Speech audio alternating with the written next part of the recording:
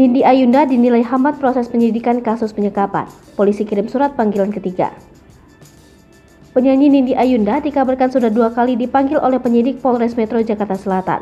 Namun, dua-duanya ia mangkir atau tidak memenuhinya. Diketahui, Nindi Ayunda dilaporkan ke Polres Metro Jakarta Selatan atas kasus dugaan penyekapan mantan sopirnya Sulaiman yang terjadi setahun lalu.